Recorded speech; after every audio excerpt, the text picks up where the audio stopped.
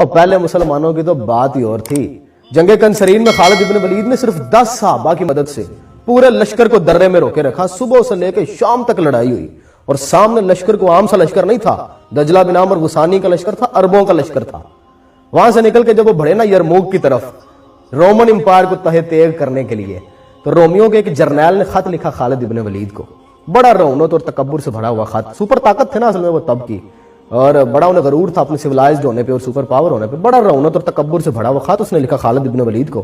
اس نے لکھا, تم عرب لوگ ننگے پیر پھرنے والے, سوس مار کھانے والے, گو کھانے والے. سروائیول کی جنگ چل رہی تھی تب عرب کے اندر. آج بھی اگر آپ سروائیول کی فلمیں دیکھیں تو آپ کو وہ لوگ کیا کھاتے ہوئے نظر آتے ہیں سروائیولسٹ. وہ سانپ کھاتے ہیں, وہ کیڑے مکوڑے کھاتے ہیں, مینڈک کھاتے ہیں, چوہے کھا رہے ہوتے ہیں, یہ سب کھاتے ہیں. تو عربوں کے بچے نا تب مینگروز کا شکار کر کے کھاتے تھے. عرب میں عربی زبان میں سے سوس مار کہتے ہیں, بڑا خوفناک جانور ہے. داڑے بچے تو ویکھ لانتے ہو پاویں رات نوں سو نہیں نہ ڈر دے مارے. تو وہ مینگروز کا شکار وغیرہ کرتے تھے. تو اس نے کہا کہ تم عرب کیڑے مکوڑے کھانے والے نکل پڑے وہ ایسٹرن رومن امپائر کو تہہ تیغ کرنے کے لیے.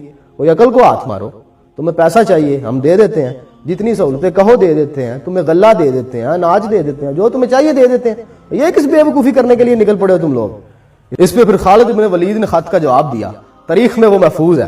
خالد ابن ولید نے لکھا, اے بادشاہ روم, کالی سانڈنیوں پر سوار تیری طرف عرب کے وہ شاہ سوار آ رہے ہیں جنہیں موت اتنی ہی عزیز ہے جتنی کہ تجھے زندگی.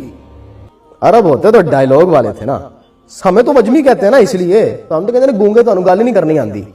تو ڈائلوگ بولنا تو عربوں کے اوپر اینڈ ہے.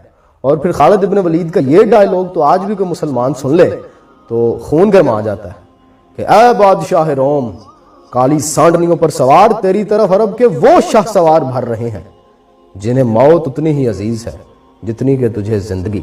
پھر یرموک میں کیا ہوا وہ تو آپ سب کو پتہ ہی ہے. اتنے سے تھے مسلمان یرموک کی جنگ میں, اور سامنے اتنا پلندہ سی فوج دا.